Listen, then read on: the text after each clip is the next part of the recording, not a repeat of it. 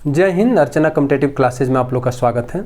अभी हम लोग एक ऐसे फ्रांसीसी गवर्नर जनरल के बारे में पढ़ेंगे जो एक महान शासक, जन्मजात नेता और एक समझदार कूटनीतिज्ञ तथा राजनीति में भी राजनैतिक अंतर्दृष्टि यानी कि पॉलिटिकल इंसाइट रखने वाला व्यक्ति था। इसने सबसे पहले भारत में सहायक संधि की शुरुआत की थी। अब आप लोग को पता चल गया होगा कि हम किस फ्रांसीसी गवर्नर जनरल के बारे में पढ़ने जा रहे हैं, यानी कि उसका नाम था जोसेफ फ्रांसिस डुप्ले, जिसे डुप्ले के नाम से भी जानते थे। तो इसी को डुप्ले के ही हम जीवनी और उपलब्धियों को देखेंगे। देखिए यहाँ पे मैंने लिखा है डुप्ले की जीवनी तथा उपलब्धियाँ, और इसका पूरा नाम जो था वो जोसेफ फ्रांसिस डुप्ले, ठीक है। अब इसकी जीवनी, इसका जन्म कब हुआ था? तो इसका जन्म जो है 1697 ईस्वी में हुआ था, ठीक है। 1697 में ईस्वी में हुआ था। यह बहुत ही बड़े घर का लड़का था, पैसे वाले घर का लड़का था। इसके पिता का इतना ज़्यादा प्रभाव था फ्रांसीसी ईस्ट इंडिया कंपनी में कि इसे फ्रांसीसी इंडिया कंपनी का पुत्र कहा जाता था। फ्रांसीसी इंडिया कंपनी का पुत्र कहा जाता था। 23 साल की उम्र में ये अपने पिता के प्रभाव से ही भारत में, वो भी दक्षिणी भारत में, पांडिचेरी में, देखिए ये है भारत। थोड़ा सा मैं ऐसे मैप बना दे रहा हूँ, ठीक है। तो यहाँ पे पांडिचेरी है। क्या है? पांडिचेरी। तो पांडिचेरी में ये अपने पिता के प्रभाव से 23 साल की उम्र में, यानी कि 1720 ईस्वी में ये एक उच्च पद पर आसीन हुआ, कंपनी के उच्च पद पर आसीन हुआ। और उस समय जो भी कंपनी के कर्मचारी थे उन्हें भारत में निजी व्यापार का छूट थी, माने वो खुद अपना व्यापार कर सकते हैं अपने लिए, अपना कर्मचारी का भी काम करेंगे जिस पद पे हैं, उसके बाद अपना निजी व्यापार भी कर सकते हैं। और निजी व्यापार से इतना पैसा कमाया, बहुत सारा पैसा कमाया। बाद में धीरे धीरे जो फ्रांसीसी ईस्ट इंडिया कंपनी थी उसके संविधान या नियम कानूनों में चेंजिंग किया गया, और वहाँ पे जो निदेशक थे जो फ्रांसीसी ईस्ट इंडिया कंपनी की देख रेख करते थे, आप लोग को ये भी पता होना चाहिए कि फ्रांसीसी ईस्ट इंडिया कंपनी गवर्नमेंट द्वारा चलाई जाती थी, गवर्नमेंट की कंपनी थी। इसके बारे में मैं पढ़ा चुका हूं, जिसमें PDADF मैं बताया था। थोड़ा सा इधर मैं आप लोग को आ जा रहा हूं। PDADF पुर्तगाल, डच, अंग्रेज, डेनिश और फ्रांसीसी। तो उस वीडियो को आप लोग देखिएगा जिसमें कर्नाटक युद्ध में पढ़ाया हूं, ठीक है। तो ये जब आया पांडिचेरी में तो अपने इतना ज़्यादा ये पैसा कमाया कि उस समय जो फ्रांसीसी कंपनी थी उसके जो निदेशक थे उनको भी डाउट होने लगा, और इसको सस्पेंड कर दिए, मैंने जांच बैठाया और सस्पेंड कर दिए। और ये 6 साल तक कमाया था, यानी 1726 ईस्वी में इसे निलंबित कर दिया गया। ठीक है, निलंबित कर दिया गया, यानी कि सस्पेंड, ठीक है, सस्पेंड हो गया। और ये अपने खिलाफ लगे आरोपों के विरुद्ध में आवेदन किया, जिसके बाद इसे न्याय मिला 4 साल बाद, यानी कि 1730 में इसे न्याय मिला, और इसे जितना भी चीज़ों में आरोप लगाया गया था सबसे मुक्त कर दिया गया। सभी दोषों से यह मुक्त हो गया, सभी दोषों से मुक्त, ठीक है। तो सभी दोषों से मुक्त हो गया। उसके बाद से इसको चंद्रनगर का गवर्नर जनरल भी बना दिया गया। देखिए जब सभी दोषों से मुक्त हुआ तो इसे क्या किया गया कि चंद्रनगर का गवर्नर जनरल बना दिया गया। चंद्रनगर का गवर्नर जनरल, ठीक है। अब चंद्रनगर कहाँ पड़ता है? तो यह बंगाल में पड़ता है। कहाँ पे? बंगाल में, ठीक है। और जब इसे गवर्नर बनाया गया तो यहाँ पर ये एक शासक के रूप में काम किया, जिसमें मैं बोला था कि यह एक महान शासक के था। तो यह शासक के रूप में चंद्रनगर में काम किया। और चंद्रनगर उस समय एक उजड़ा हुआ प्लेस माना जाता था, यानी वहाँ पे व्यापार के मामले में वह जीरो था। वहाँ पे कुछ भी नहीं था जब यह वहाँ का गवर्नर जनरल बना। उसके बाद इसने अपना जो निजी व्यापार से पैसा कमाया था उसको भी व्यापार में लगाया और भारतीय व्यापारियों को वहाँ बसने के लिए प्रोत्साहित किया, अपने सहयोगियों को ऋण दिया। उसके बाद से इसने फारस की खाड़ी इधर भी व्यापार के लिए, प्लस चीन को और तिब्बत को, इनको भी व्यापार के लिए प्रोत्साहित किया। और इस तरह से चंद्रनगर इसके कार्यकाल में 8 या 10 साल के समय में इतना आगे निकल गया कि पूरा जो पूर्वी तट था, ये देखिए ये पूर्वी तट, जैसे यहाँ पर आपका आ गया बंगाल वाला क्षेत्र, तो यहाँ पे चंद्रनगर था, ठीक है। तो चंद्रनगर वाला ये पूर्वी जितना भी यूरोपीय कंपनियों का व्यापारिक केंद्र थे, कोठिया थी, सब में आगे चंद्रनगर निकल गया। और जब सब में आगे निकल गया और इसकी सूचना जब फ्रांस में जो कंपनी को संचालित करने वाले अधिकारियों को मिली, तो उन लोगों ने 1741 में, देखिए 1730 में इसे चंद्रनगर का मिला था, और 1741 में जब ड्यूमा भी एक अधिकारी था और ये वापस चला गया, कहाँ से? पांडिचेरी से। तो इसे 1741 में पांडिचेरी का गवर्नर जनरल बना दिया गया। और ये 1741 से लेकर के और 1754 तक, यानी जब तक भारत में रहा, ठीक है, तब तक यहां का ये गवर्नर जनरल बन करके रहा। और पांडिचेरी को भी यह बहुत ही आगे बढ़ाया, और 54 में ही 1754 में जो मुगल सम्राट थे आलमगीर द्वितीय, कौन थे? आलमगीर द्वितीय, ठीक है। तो आलमगीर द्वितीय ने डुप्ले को नवाब की उपाधि दी। किसकी? नवाब की उपाधि दी। और इस तरह से भारतीय राजाओं के अंदर भी इसका सम्मान बढ़ गया। अब डुप्ले को जब पांडिचेरी मिला तो उस समय तक देखिए 1740 तक मोहम्मद शाह थे। कौन था?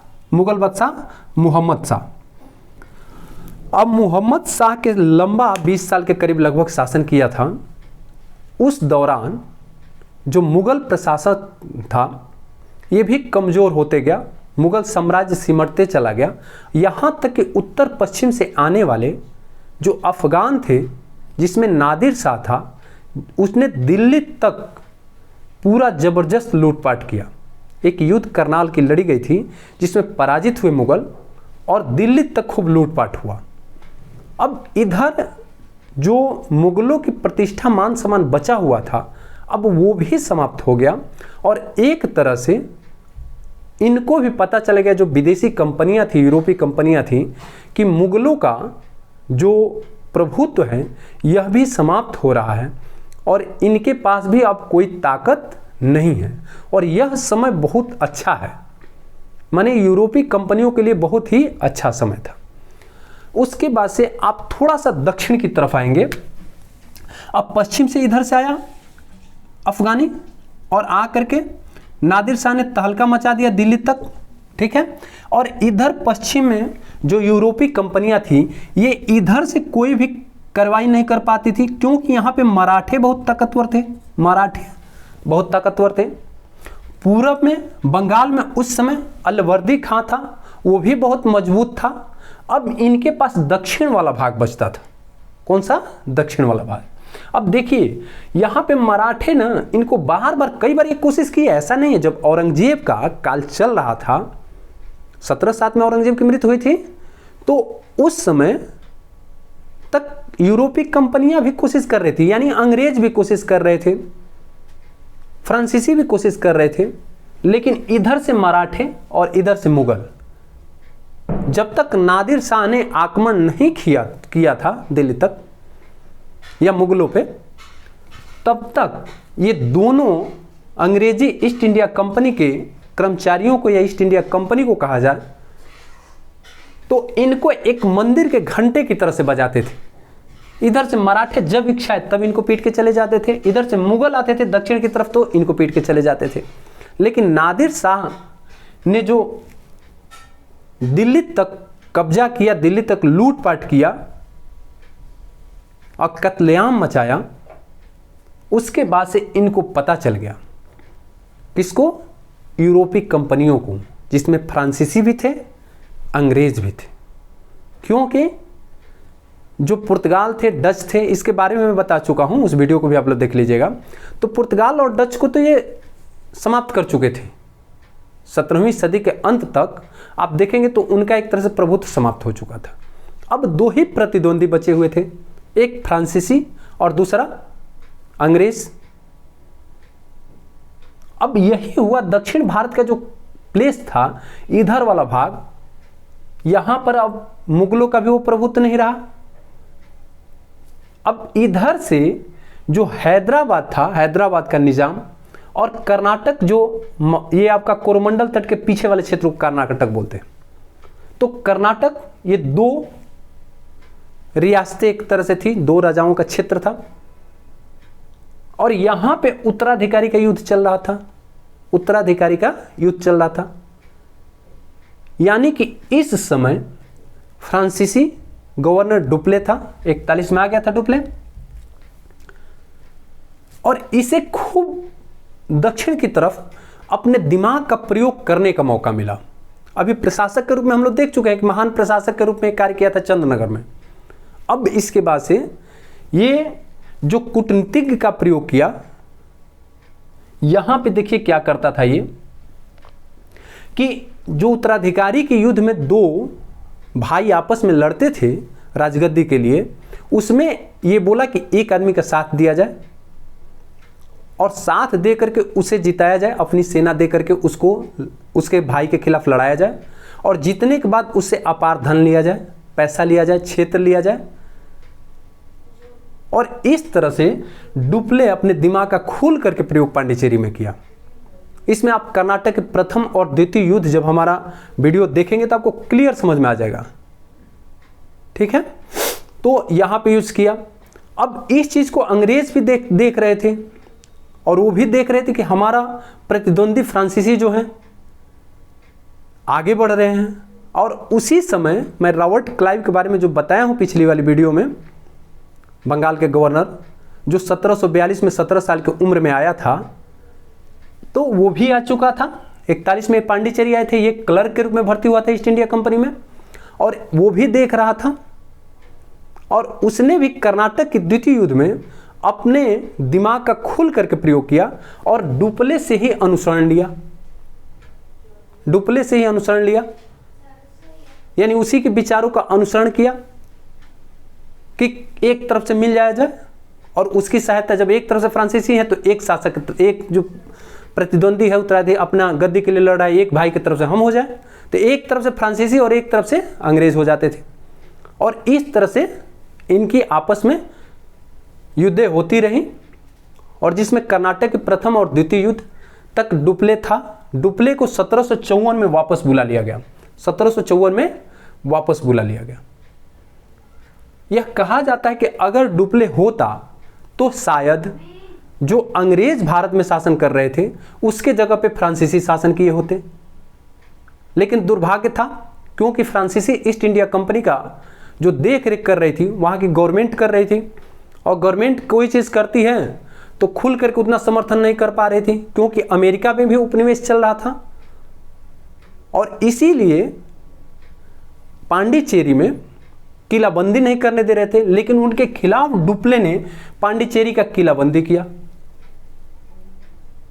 जिससे प्रोत्साहित हुए, बाद में खुश हुए, क्योंकि इसने अपना निजी पैसा जो कमाया था वो उसको भी लगाया किलाबंदी में, और जो आदेश मिला हुआ था उसके खिलाफ जाकर के इसने पूरा घेराबंदी, इसका पांडिचेरी का किलाबंदी कराया था। इस तरह से डुप्ले एक बहुत ही, कहा जाए तो महान शासक भी था, एक बड़ा कूटनीतिज्ञ था। और जब इसे वापस बुला लिया गया तब जाकर के यह सिद्ध हो गया, माने यह पता चलने लगा, जो भारत में फ्रांसीसी कंपनी में कार्य करने वाले अधिकारी थे उनको फील हो गया कि अब हम भारत में शासन ज़्यादा दिन तक नहीं कर पाएंगे, ज़्यादा दिन तक शासन नहीं कर पाएंगे।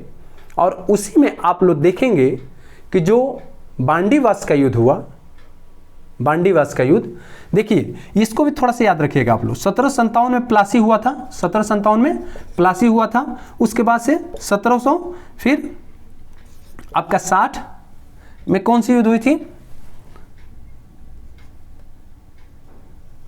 1760 में फिर आपका डचों के साथ जो हुआ था बेडरा का युद्ध, बेडरा का युद्ध, ठीक है। और 1761 में फिर क्या हुआ? 1759 में शायद बेडरा का युद्ध हुआ, ठीक है। थोड़ा सा इसको देख लीजिएगा। बेडरा का युद्ध, फिर बांडीवास का युद्ध हुआ, ठीक है, बांडीवास का युद्ध हुआ। उसके बाद तो ये आपका 1761 में फिर क्या बोलते हैं आपका बांडीवास का युद्ध हुआ। 1761 में किसका हुआ? बांडीवास का युद्ध। और बांडीवास के युद्ध में ही फ्रांसीसियों के पैर उखड़ गए, यानी बोला जाता है कि इनका कदम, ये एक तरह से हार गए, बुरी तरह से हार हुई। और यह सिद्ध हो गया कि अब अंग्रेज ही भारत के शासक होंगे, क्योंकि 1759 में बेडरा के युद्ध में अंग्रेजों ने डचों को हराया और 1761 में बांडीवास बांडीवास के युद्ध में किसको हराया था? फ्रांसीसियों को हराया, ठीक है, बांडीवास के युद्ध में। और 1761 में पानीपत, सॉरी ये 1760 है, 1760 में बांडीवास का युद्ध हुआ था। और 1761 में पानीपत की तृतीय युद्ध हुआ, पानीपत की तृतीय युद्ध, और जिसमें मराठे बहुत कोशिश करते रहे कि दिल्ली के शासन पे हम अधिकार कर लें, लेकिन पानीपत के युद्ध में इनकी बुरी तरह से पराजय हुई। तो इन युद्धों को भी याद रखिएगा। 1757 प्लासी, 1759 बेडरा का युद्ध, 1760 बांडीवास का युद्ध और 1761 पानीपत का युद्ध, ठीक है। अब जब यह चला गया, वापस बुला लिया गया और 6-7 साल बाद इसकी वहां पे मृत्यु हो गई, ठीक है। तो इससे जो क्वेश्चन डुप्ले से बनता है, एक तो पहला क्वेश्चन बनता है कि भारत में सबसे पहले सहायक संधि की शुरुआत करने वाला यूरोपीय गवर्नर जनरल कौन था?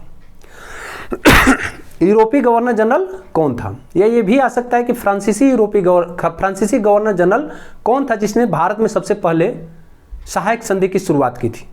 दूसरा क्वेश्चन इसका आता है कि कौन सा गवर्नर जनरल था जिसे मुगल बादशाह आलमगीर द्वितीय ने नवाब की उपाधि दी थी, नवाब की उपाधि दी थी। यह डुप्ले था। तो मुझे आशा है कि डुप्ले के बारे में आप लोग को अच्छा समझ में आ गया होगा। धन्यवाद।